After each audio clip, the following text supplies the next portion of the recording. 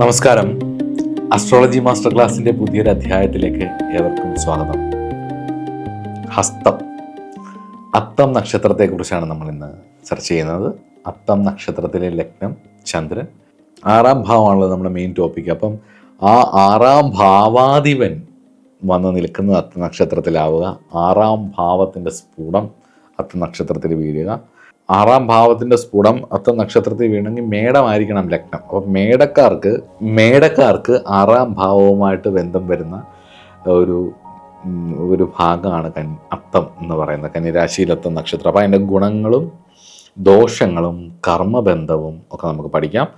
കന്നിരാശി 10 degree മുതൽ 23 degree 20 minute വരെ വ്യാപിച്ച് വിസ്തരിച്ച് കിടക്കുന്ന അതിബൃഹത്തായിട്ടുള്ള ഒരു നക്ഷത്ര സമൂഹമാണ് അത്തം എന്ന് പറയുന്നത്. നമുക്ക് നോക്കുമ്പം കൈ പോലെ തോന്നും, അതായത് ഹസ്തം എന്നാണ്, ഹസ്തം കൈ പോലെ തോന്നുന്ന ഒരു നക്ഷത്രമാണ്. രാശിമണ്ഡലത്തിലെ 13ാമത്തെ നക്ഷത്രമാണ്. പൂർണ്ണമായിട്ടും കന്നിരാശിയിൽ സ്ഥിതി ചെയ്യുന്ന ഒരു നക്ഷത്രവും ചന്ദ്രനാണ് ഈ നക്ഷത്രത്തിൻ്റെ അധിപൻ. ഈ നക്ഷത്രത്തിൻ്റെ അധിപൻ ചന്ദ്രനാണ്. അതുപോലെ തന്നെ ദേവത എന്ന് പറയുന്നത് സൂര്യൻ അഥവാ സവിതാവാണ്.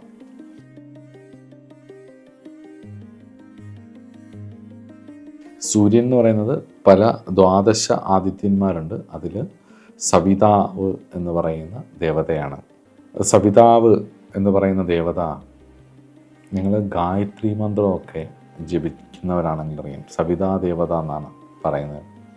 വിശ്വാമിത്ര ഋഷി, ഗായത്രി ചന്ദ, സവിതാ ദേവത. സവിതാവെന്ന് പറയുന്ന ദേവത മൂലസ്വരൂപമാണ്, ആ ഒരു തിളങ്ങുന്ന ആ ആദിത്യനാണ്, ആ ഒരു ചൈതന്യമാണ് ഗായത്രി എന്ന് പറയുന്നത്. അപ്പം ബുദ്ധിയെ പ്രചോദിപ്പിക്കണമേ എന്ന് പറഞ്ഞാണ് നമ്മളത് പ്രാർത്ഥിക്കുന്നത്. അപ്പം ഇവരുടെ പ്രവൃത്തി, കഴിവ്, കൈകൊണ്ടുള്ള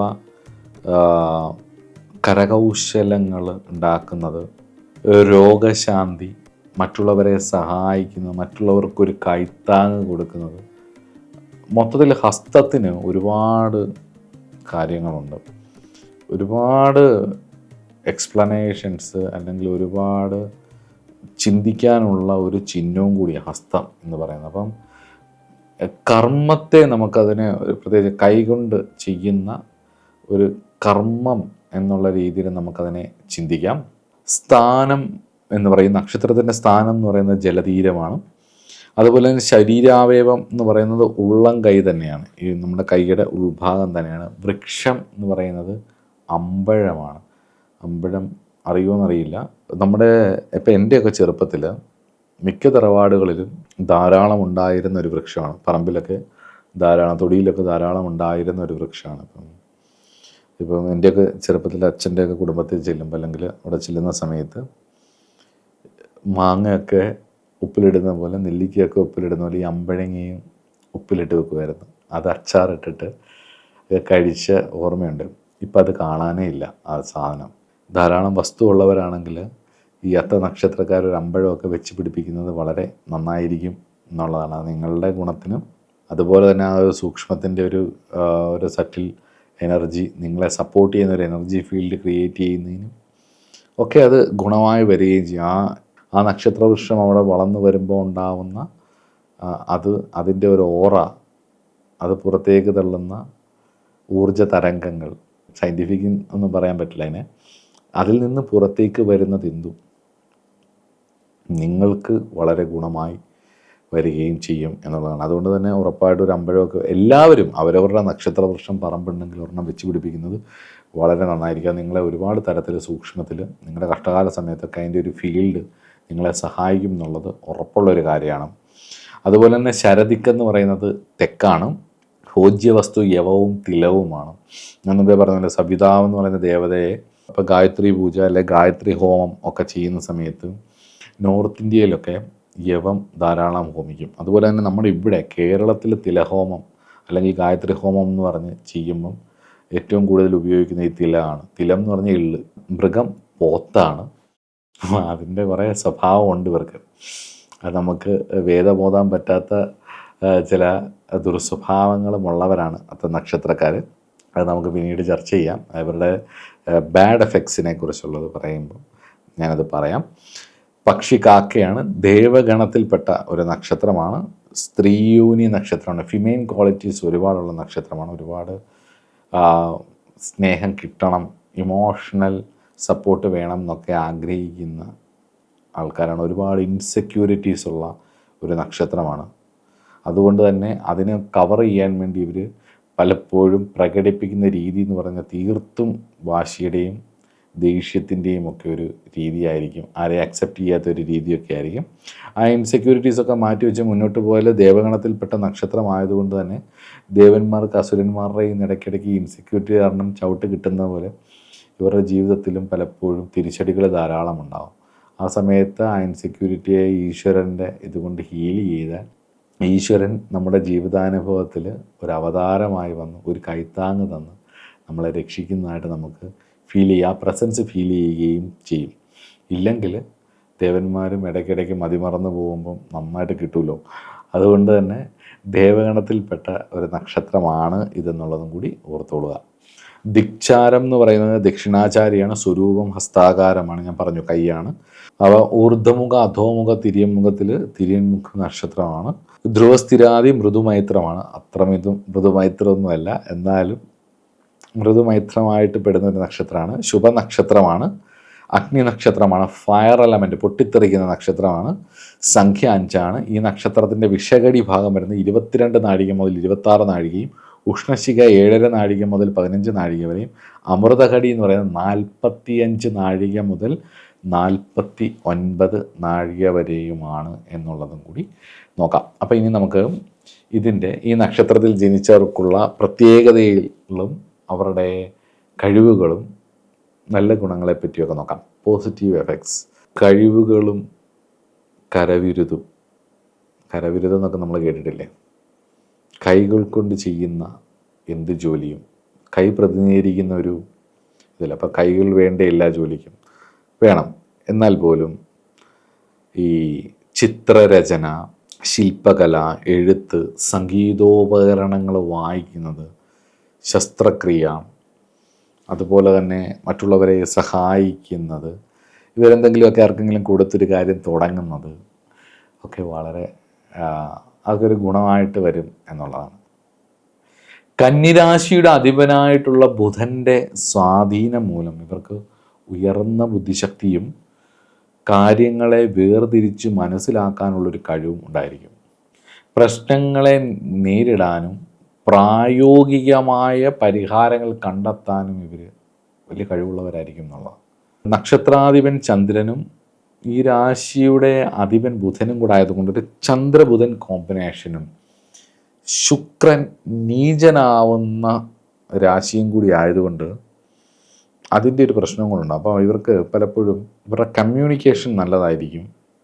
ഇവരുടെ പല കാര്യങ്ങളും ആകർഷകമായിട്ടുള്ള പെരുമാറ്റം നല്ലതായിരിക്കും. കാരണം നക്ഷത്രാധിപൻ ചന്ദ്രനായതുകൊണ്ട് പലപ്പോഴും ഇവർ കാര്യങ്ങൾ കൈകാര്യം ചെയ്യാനും സംഭാഷണത്തിലും പുഞ്ചിരിയിലൂടെയും മറ്റുള്ളവരെയൊക്കെ ആകർഷിക്കാനും ഒക്കെ ഇവർക്കൊരു കഴിവുണ്ടായിരിക്കും. ഇവരൊരു കാര്യത്തിലേക്ക് ഇറങ്ങിത്തിരിച്ച് ആൾക്കാരുടെ ഇടയിലേക്ക് കൊണ്ടുവന്നത് ഹാൻഡിൽ ചെയ്ത് അത് ഭംഗിയായിട്ട് കൊണ്ടുപോകാനുള്ളൊരു കഴിവ് ഉണ്ടാവും. പക്ഷേ ആ ശുക്രൻ ആവുന്നതും കൂടി ആയതുകൊണ്ട് റിലേഷൻഷിപ്പിലൊക്കെ ചില പ്രശ്നങ്ങൾ വരും. നമുക്കത് നോക്കാം, മുന്നോട്ട് പോകുമ്പോൾ അത് നോക്കാം. കഠിനാധ്വാനവും ചിട്ടയുമാണ് ഇവരുടെ വേറൊരു ക്വാളിറ്റി. ഈ അത്തത്തിൻ്റെ അത് കൃത്യമായിട്ട് അത്തത്തിന് ബലമുള്ള അത്തമാണെന്നുണ്ടെങ്കിൽ നമ്മൾ തിരിച്ചറിയുന്നത് എങ്ങനെയാണെന്ന് ചോദിച്ചു കഴിഞ്ഞ് കഴിഞ്ഞാൽ ജോലിയിലെ ചിട്ടയാണ്, കൃത്യതയും. ലക്ഷ്യങ്ങളെ നേടിയെടുക്കുന്നതിനുള്ള ഒരു കഠിനാധ്വാനവും ഇറങ്ങിത്തിരിക്കലും ഇവരുടെ ഒരു വലിയ വിജയമായിട്ട് ഇറങ്ങിത്തിരിക്കാനുള്ളൊരു മനസ്സ്. അതുപോലെ തന്നെ ഏതൊരു സാഹചര്യത്തെയും ഏതൊരു പ്രതിസന്ധിയെയും സംസാരിച്ച് തരണം ചെയ്ത് മുന്നോട്ട് കൊണ്ടുപോകാനുള്ളൊരു കഴിവ്. ബുധൻ്റെ എക്സോൾട്ടേഷൻ, ആ ബുധൻ ഉച്ചനാവുന്നതിൻ്റെ എല്ലാ സ്വഭാവങ്ങളും വരും. അതുപോലെ തന്നെ ചന്ദ്രനായതുകൊണ്ടൊരു മാതൃത്വം ഉണ്ടാവും. ആ ഒരു മാതൃത്വത്തിൻ്റെ നക്ഷത്രമായതുകൊണ്ട് തന്നെ ചന്ദ്രൻ്റെ സ്ഥിതി നക്ഷത്രമായതുകൊണ്ട് സേവന മനസ്ഥിതിയാണ്. ബലമുണ്ടെന്നുണ്ടെങ്കിൽ ഒരു സേവന മനസ്ഥിതി, മറ്റുള്ളവരെ സഹായിക്കുന്നതിലും അവരുടെ വേദനകളിൽ ആശ്വാസം പകരാനും അവരെ ഒന്ന് ചേർത്ത് പിടിക്കാനും ഒന്ന് ഹീൽ ചെയ്യാനും ഒക്കെ ഇവർക്ക് ഭയങ്കര ഇഷ്ടമായിരിക്കും അത്തത്തിന്. അതുകൊണ്ട് തന്നെ ഇവർക്ക് വൈദ്യശാസ്ത്രം, നേഴ്സിംഗ്,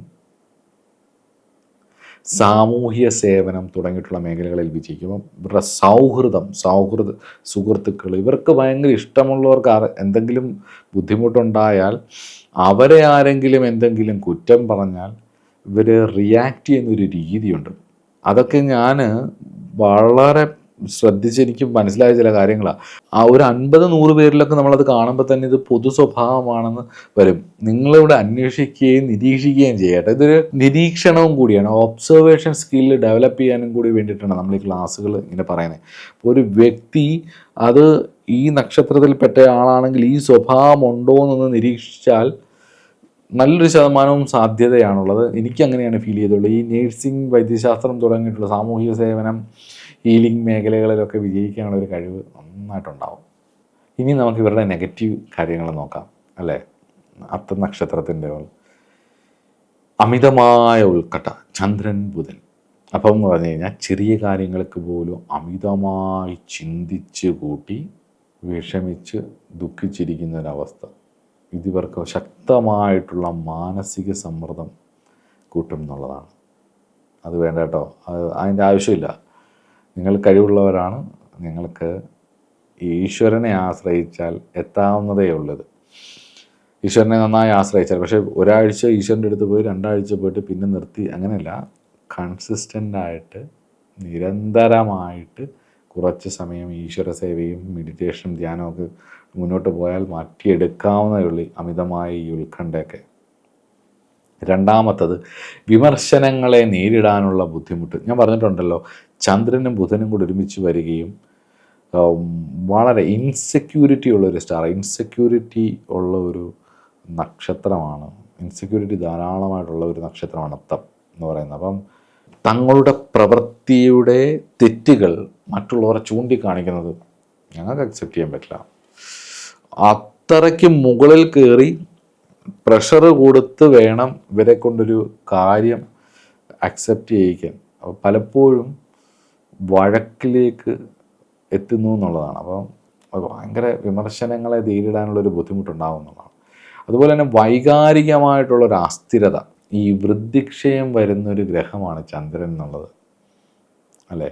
അമാവാസിയിൽ നിന്നും പൗർണമിയിലേക്കും, പൗർണമിയിൽ നിന്ന് അമാവാസിയിലേക്കും ഇങ്ങനെ പെട്ടെന്ന് മാറുന്ന ഒരു ഗ്രഹമാണ് ചന്ദ്രൻ. അതുകൊണ്ട് തന്നെ മനസ്സിൻ്റെ കാരകനും കൂടെ അല്ലേ, അതുപോലെ തന്നെ ആയിരിക്കും മനസ്സും. ഇവർ ചിരിക്കുകയും കരയും നമുക്ക് വളരെ പെട്ടെന്നായിരിക്കും, സ്പീഡിലായിരിക്കും, ഭയങ്കര വൈകാരികമായിട്ടുള്ള അസ്ഥിരത. ഇത് ശ്രദ്ധിക്കേണ്ട ഒരു വിഷയമാണ്. അല്ലെങ്കിൽ നിങ്ങളെക്കൊണ്ട് ചുറ്റുപാട് നിൽക്കുന്ന ഒരുപാട് പേർക്ക് വലിയ ബുദ്ധിമുട്ടുകൾ വരും. കാരണം നിങ്ങളെല്ലാവരും കെയർ ചെയ്യുകയും സ്നേഹിക്കുകയും ഒക്കെ ചെയ്യുമെങ്കിലും വളരെ വേണ്ടപ്പെട്ട അടുത്ത് നിൽക്കുന്നവർ, മക്കൾ, ഹസ്ബൻഡ് ഓർ വൈഫ്, പുരുഷ ജാതകത്തിലാണെങ്കിൽ സ്ത്രീ, സ്ത്രീ ജാതകത്തിലാണെങ്കിൽ പുരുഷൻ, അല്ലെങ്കിൽ വേണ്ടപ്പെട്ടവർ പലർക്കും ഇത് വലിയ ബുദ്ധിമുട്ട് ഉണ്ടാക്കും. ഇവരുടെ ഈ ഒരു സ്വഭാവം ഇവരെ പറഞ്ഞിട്ട് കാര്യമില്ല, അവോയ്ഡ് ചെയ്ത് കളയും എന്നുള്ളതാണ്.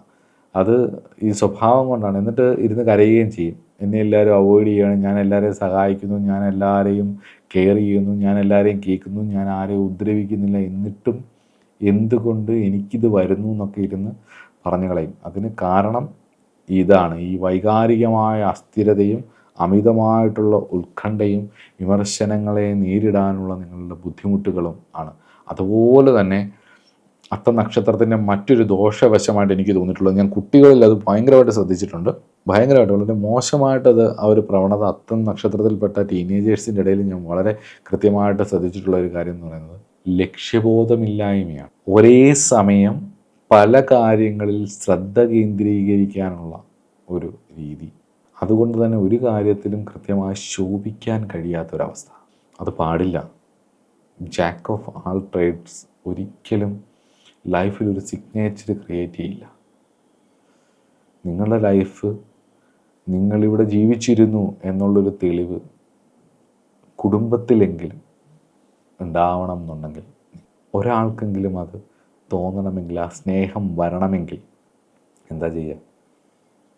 നിങ്ങളുടെ മേഖലയിൽ നിങ്ങൾക്കിഷ്ടമുള്ള ഒരു കാര്യത്തിൽ ഫോക്കസ്ഡ് ആകുക. ആ ഒരൊറ്റ കാര്യത്തിന് വേണ്ടി വീണ്ടും വീണ്ടും നിരന്തരമായി ശ്രമിച്ചുകൊണ്ടിരിക്കുക. ഒരു ദിവസം ആത്മാർത്ഥമായിട്ടാണ് നിങ്ങൾ ശ്രമിക്കുന്നതെങ്കിൽ നിരന്തരമായ ശ്രമം ഒരു തപസ്സാണ്. അപ്പം നിരന്തരമായ തപസ്, ആ കഠിന തപസ് ഈശ്വര സാക്ഷാത്കാരത്തിലേക്ക് എത്തിക്കും. എല്ലാം ഈശ്വരമയമായതുകൊണ്ട് നിങ്ങൾക്ക് കിട്ടേണ്ട ആ കാര്യം ഈശ്വരൻ അനുഗ്രഹിച്ച് തരുമ്പോൾ എന്താ സംഭവിക്കുക? ആനന്ദമല്ലേ. ഞാൻ ഇത്രയും കാലം കിടന്ന് തപസ് ചെയ്ത ആ കാര്യം എനിക്ക് സാധിച്ചു എന്നുള്ളതാണ്. അപ്പോൾ ആ കഠിന തപസ് തന്നെയാണ്, ജീവിതം തന്നെയാണ് ഏറ്റവും വലിയ തപോഭൂമി. അപ്പോൾ അവിടെ കഠിനമായ തപസ് എന്ന് പറയുന്നത് ഫോക്കസ് തന്നെയാണ്, ലക്ഷ്യബോധം തന്നെയാണ്. അതിൽ തന്നെ നിരന്തരമായി മുന്നോട്ട് പോകുമ്പോൾ ഈശ്വര സാക്ഷാത്കാരം എന്ന് പറയുന്ന ലക്ഷ്യം, അത് ചെറുതായാലും വലുതായാലും ചെറിയ കാര്യമാണെങ്കിൽ പോലും ആ ഈശ്വരാനുഗ്രഹം കൊണ്ടാണ്. അത് കിട്ടിക്കഴിയുമ്പോൾ ഉണ്ടാകുന്നൊരു കണ്ടൻമെൻ്റ് ഉണ്ട്.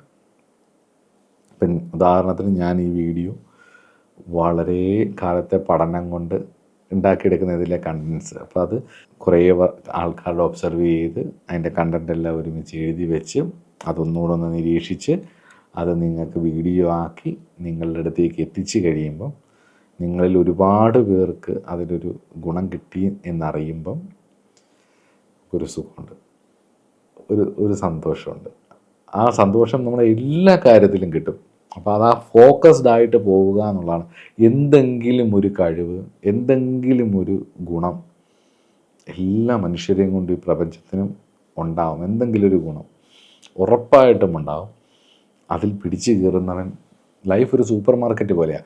ലോകം ഒരുപാട് കാര്യങ്ങൾ ഓഫർ ചെയ്യും. അപ്പോൾ നമുക്ക് ചിലപ്പോൾ ഇന്ന് സിനിമാ നടനാവാനായിരിക്കും തോന്നും, നാളെ പാട്ടുകാരനാവാൻ തോന്നും, നാളെ മ്യൂസിക് കമ്പോസർ ആവാൻ തോന്നും, നാളെ ഇങ്ങനെ ഓരോന്നോരോന്ന് ഇങ്ങനെ വന്നുകൊണ്ടിരിക്കും. കാരണം ആൾക്കാരുടെ അംഗീകാരങ്ങളൊക്കെ കിട്ടുന്ന കാണുമ്പോഴത്തേക്ക് എനിക്ക് ഇതുപോലെ കിട്ടിയിരുന്നെങ്കിൽ എന്നൊക്കെ അങ്ങനെ 100 കൂട്ടം കാര്യങ്ങളിലേക്ക് നമ്മുടെ ശ്രദ്ധ ഇങ്ങനെ പല വഴിക്ക് പോകും. പക്ഷേ നമുക്കൊരു കഴിവുണ്ടാവും, നമുക്ക് അതിൽ ഫോക്കസ്ഡായി ഇങ്ങനെ അങ്ങ് പോവുക. പെട്ടെന്നൊന്നും ചിലപ്പോൾ സാധിച്ചെന്ന് വരില്ല. നിരന്തരമായിട്ടുള്ള തപസ് മുടക്കാനുള്ള ഒരുപാട് ചിന്താധാരകൾ വരും നമ്മുടെ ഉള്ളിൽ നിന്നും. അസുരന്മാർ തപസ് മുടക്കാൻ വരുന്ന പോലെ, അതേപോലെ അപ്സരസുകളും ഗന്ധർവ സ്ത്രീകളും തപസ് മുടക്കാൻ വരുന്നു. ഇതൊക്കെ വികാരങ്ങളാണ്. ഇതൊക്കെ ഇങ്ങനെ മുടക്കാൻ വരുന്ന പോലെ ഇങ്ങനെ വന്ന് ഇതിനെയൊക്കെ നമ്മൾ തരണം ചെയ്ത് മുന്നോട്ട് പോയാൽ ആത്മാർത്ഥമായിട്ടുള്ള ലക്ഷ്യം നടന്നിരിക്കും. ഉറപ്പാണ്. അത് കഠിന തപസ്സാണ്, അത് നടന്നിരിക്കും. ഇന്നല്ലേ നാളെ അത് നടന്നിരിക്കും. അതിനൊരു ഇത്ര ടൈമിനുള്ളിൽ നടക്കണം, 10 ദിവസത്തിനുള്ളിൽ നടക്കണം, 21 ദിവസത്തിനുള്ളിൽ, അങ്ങനെയല്ല.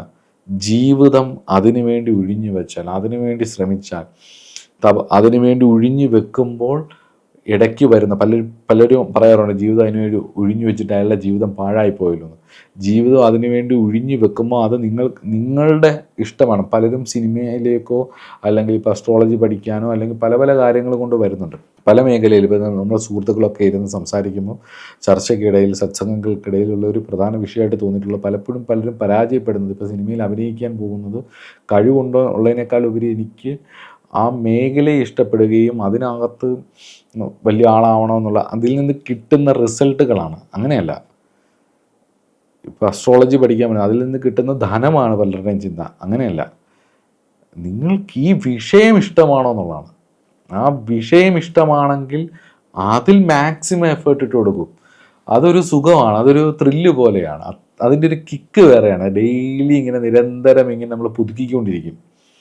ആ വിഷയത്തിൽ ഇങ്ങനെ പുതുക്കിക്കൊണ്ടിരിക്കും. നമ്മൾ സക്സസ്ഫുൾ ഓരോ മേഖലയിലും വിജയിച്ചവരെടുക്കും. സയൻറ്റിഫിക് മേഖലകളിലാണെങ്കിൽ അങ്ങനെ, രാഷ്ട്രീയ മേഖലകളിലാണെങ്കിൽ അങ്ങനെ.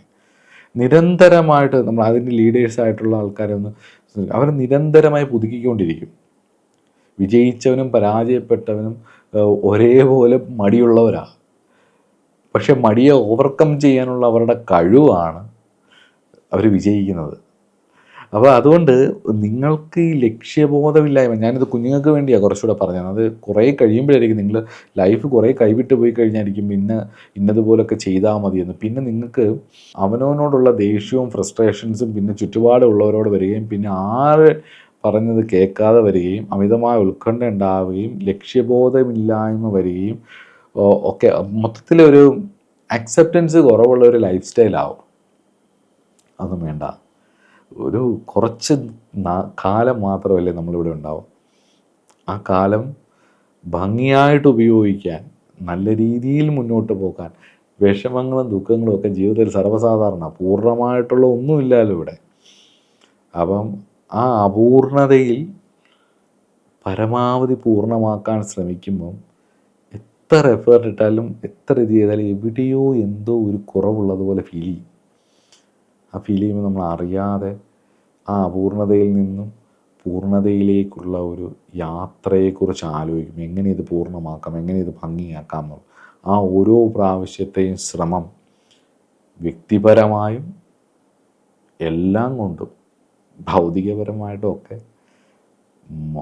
വല്ലാത്ത മാറ്റമുണ്ടാക്കും എന്നുള്ളത് ഉറപ്പാണ്. അപ്പോൾ കുഞ്ഞുങ്ങളൊക്കെ ആ ലക്ഷ്യബോധമില്ലായ്മ മാറ്റിയിട്ട് നന്നായിട്ട് മുന്നോട്ട് പോകാൻ ശ്രമിക്കണം എന്നുള്ളതാണ്. അതുപോലെ തന്നെ മറ്റുള്ളവരെ അമിതമായി ആശ്രയിക്കുന്ന ഒരു പ്രവണത ഉണ്ടാകും.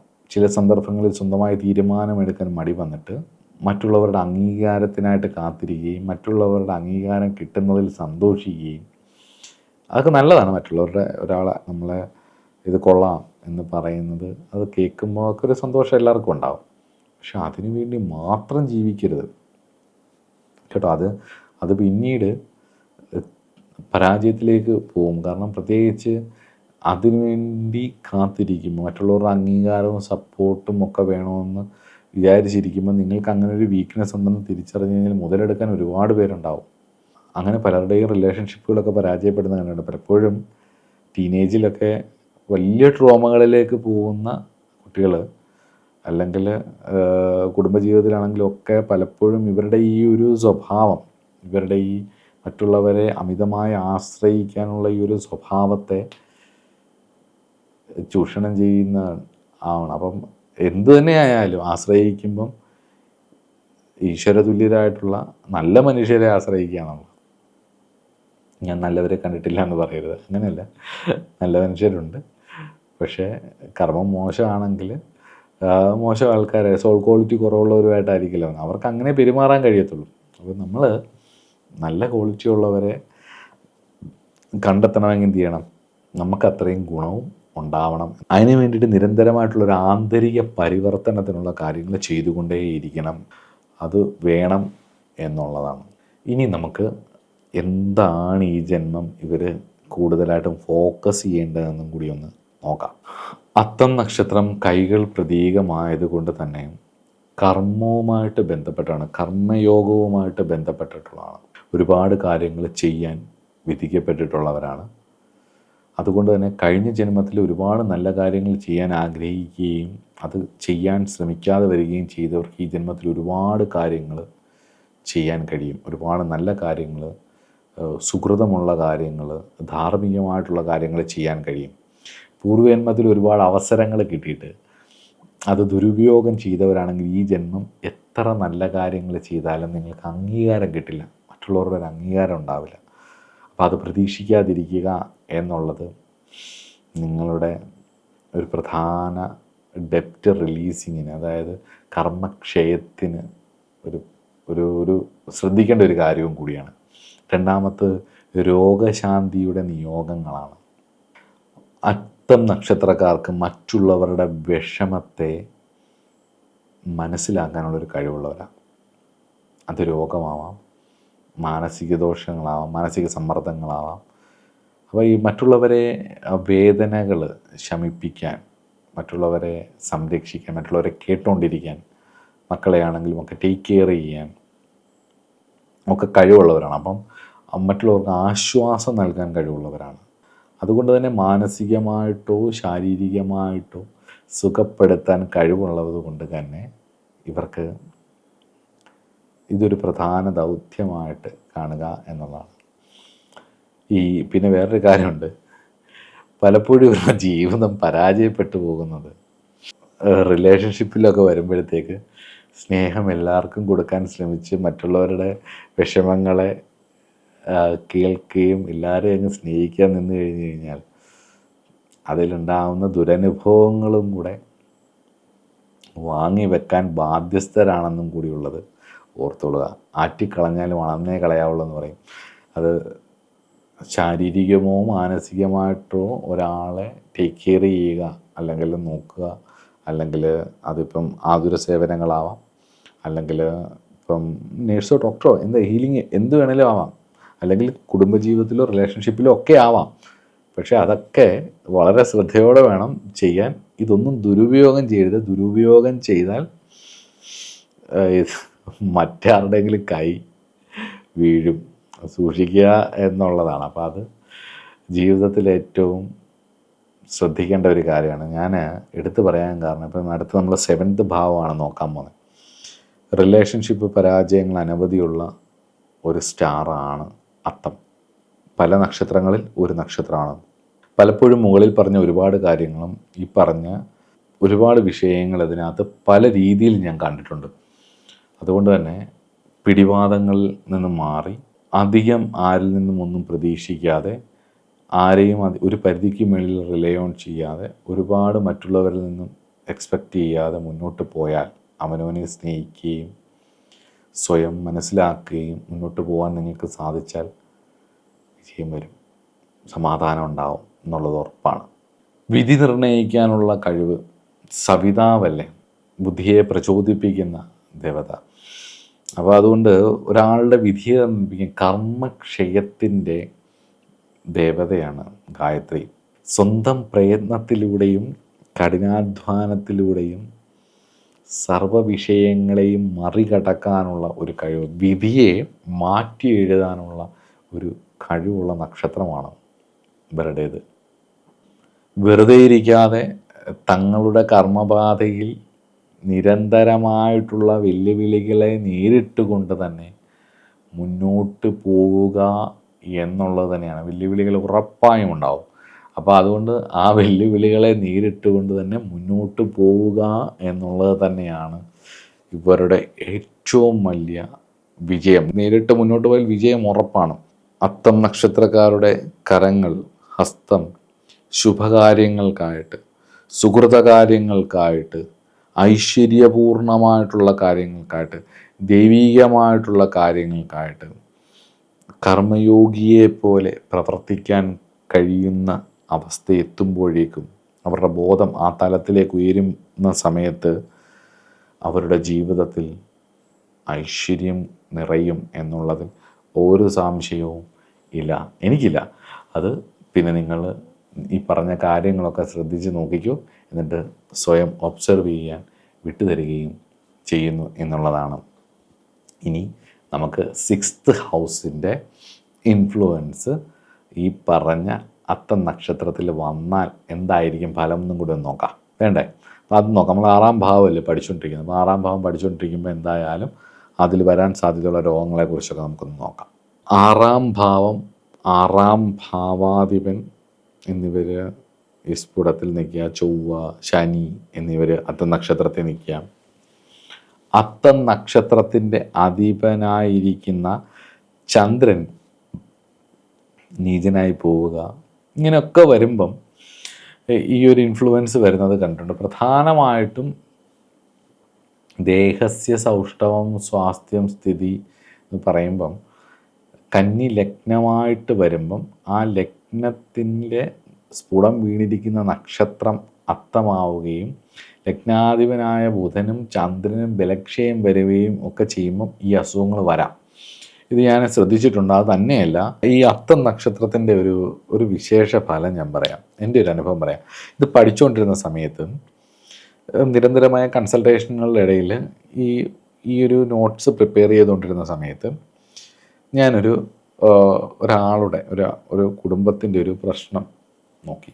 അപ്പം ഈ പ്രശ്നം നോക്കിയ സമയത്ത് കന്നി രാശി ആയിട്ട് 4ാം ഭാവം വരികയും 4ാം ഭാവാധിപൻ ചില ബുദ്ധിമുട്ടുകൾ വരികയും ചന്ദ്രന് ബാധാബന്ധം വരികയൊക്കെ ചെയ്ത് അങ്ങനെ ഒരു മൊത്തത്തിലെ ഈ കുടുംബക്ഷേത്രവുമായി ബന്ധപ്പെട്ടിട്ട്, അമ്മ വഴിയുള്ള കുടുംബക്ഷേത്രവുമായിട്ട് പരദേവതയായിട്ട് ബന്ധപ്പെട്ടിട്ടൊരു വിഷയമാണ് അതിൽ വന്നത്. അതിപ്പം ബാധാബന്ധം വരിക എന്നൊക്കെ പറയുമ്പോൾ പ്രശ്നം പഠിക്കുന്നവർക്കും അല്ലെ പ്രശ്നവുമായിട്ട് ബന്ധമുള്ളവർക്ക് അതറിയാം.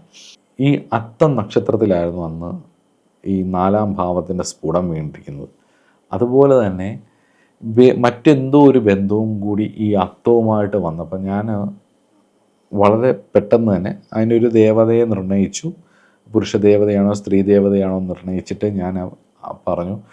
ഈ ജലതീരത്തുള്ള ഒരു ക്ഷേത്രവുമായി ബന്ധപ്പെട്ടിട്ട് ഉള്ളൊരു പരദേവതയുണ്ടോ, അത് പുരുഷദേവതയാണെങ്കിൽ പുരുഷദേവത, സ്ത്രീദേവതയാണെങ്കിൽ സ്ത്രീദേവത, എനിക്കത് കൃത്യമായിട്ട് ഓർക്കുന്നില്ല.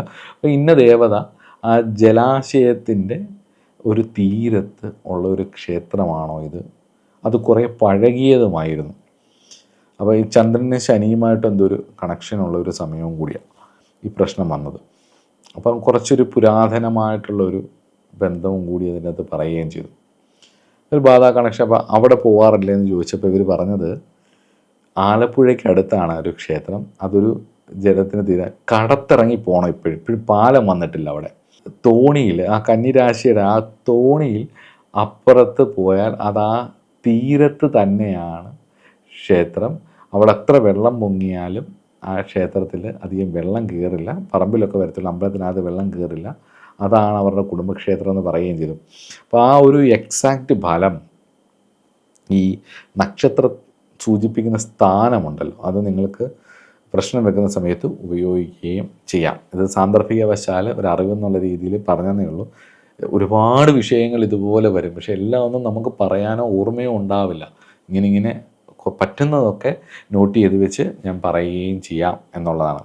അപ്പം അത്തം നക്ഷത്രം 6-ാം ഭാവവുമായിട്ട് ബന്ധപ്പെട്ട് വന്നാൽ, അല്ലെ അതിൻ്റെ കാരകനുമായിട്ട് ബന്ധപ്പെട്ട് വന്നു കഴിഞ്ഞുള്ള രോഗം എന്ന് പറയുന്നത് ഉള്ളം കയ്യിൽ വേദന, ചൊറിച്ചിൽ, കയ്യിലുണ്ടാകുന്ന അസുഖങ്ങൾ, വയറിന് അമിതമായി ഉണ്ടാകുന്ന വീർക്കൽ, വയറിങ്ങനെ വീർത്ത് വരുന്ന, ഗട്ട് ഹെൽത്ത് ഒരുപാട് ഇഷ്യൂസ്, ഉദര സംബന്ധമായിട്ടുള്ള പ്രശ്നങ്ങൾ, മലദ്വാര സംബന്ധമായിട്ടുണ്ടാകുന്ന വേദന പ്രശ്നങ്ങൾ, പൈൽസ്, പിസ്റ്റുല തുടങ്ങിയിട്ടുള്ള പ്രശ്നങ്ങൾ, അല്ലെങ്കിൽ ആർഷരോഗങ്ങൾ, അപ്പം അല്ല ഏതെങ്കിലും ഒരുപാടുണ്ടല്ലോ, അത് നിങ്ങൾ പഠിച്ചുകൊള്ളുക.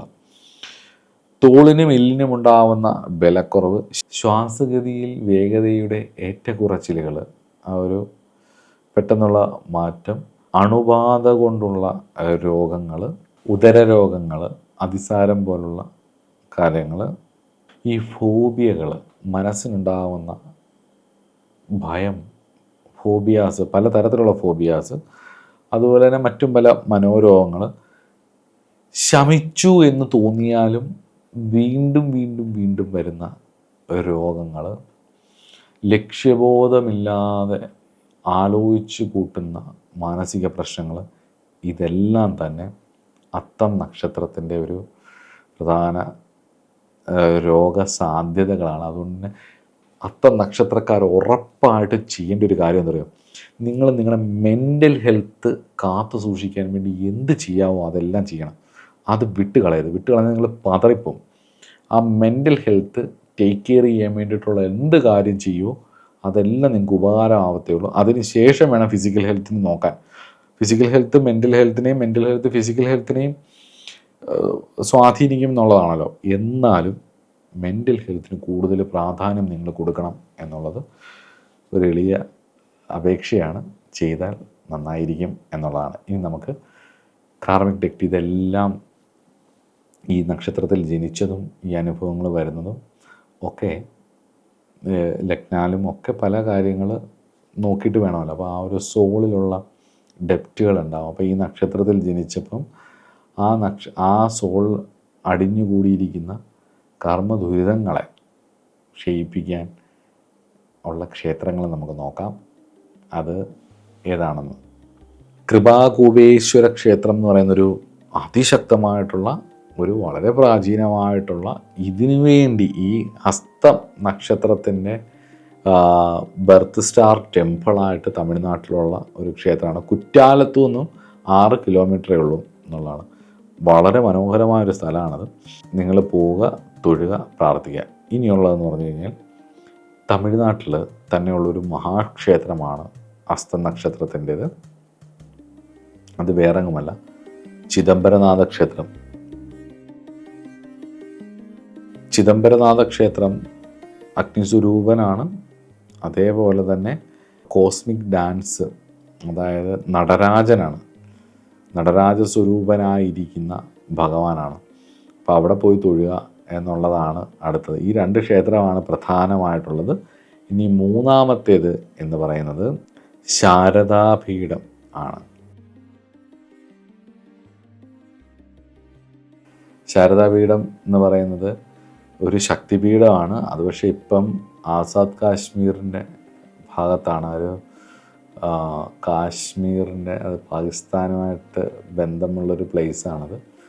അപ്പം അവിടേക്ക് ആക്സസ് വരുന്നൊരു കാലം വരുമ്പം എല്ലാവർക്കും ഇല്ലെന്ന് തോന്നുന്നു. അത് പറ്റുന്ന സമയത്ത് അവിടെ പോകാൻ പറ്റുമെങ്കിൽ പോവുക. കാശ്മീര ദേശത്തിൻ്റെ ദേവതയാണ് ശാരദ എന്നാണ് പറയുന്നത്. ശാരദയുടെ സ്ഥലമാണ് കാശ്മീർ എന്നാണ് പറയുന്നത്. അപ്പോൾ അതുകൊണ്ട് ഹസ്തം എന്ന് പറയുന്ന നക്ഷത്രക്കാർ ശാരദാപീഠത്തിൽ അവരുടെ പ്രധാനപ്പെട്ട ഒരു സ്ഥലമാണ്. അപ്പം പോകാൻ കഴിയുന്നവർ പോവുക എന്നുള്ളതാണ്. അപ്പോൾ ഇത്രയൊക്കെയാണ് എനിക്ക് അത്ത നക്ഷത്രത്തെക്കുറിച്ച് പറയാനുള്ളത്. വളരെ കോംപ്ലിക്കേറ്റഡ് ആയിട്ടുള്ള ഒരു സ്റ്റാറാണ്. നിങ്ങൾ ഈ മെൻ്റൽ ഹെൽത്തിന് വേണ്ടിയിട്ട് പുതിയ ഒരുപാട് ടെക്നിക്കലിൻ്റെ പുറകിനെ പോവാതിരിക്കുക എന്നുള്ളത്. കാരണം ഇന്നത്തെ കാലത്ത് ഇതൊക്കെ ഒരു കച്ചവടം കൂടിയാണ്. കാശ് കൊടുത്താൽ മെൻ്റൽ ഹെൽത്ത് കിട്ടും എന്ന് പറഞ്ഞിട്ട് അനവധി പുതിയ വിഷയങ്ങളിലേക്ക് പോവുക എന്നുള്ളതാണ്.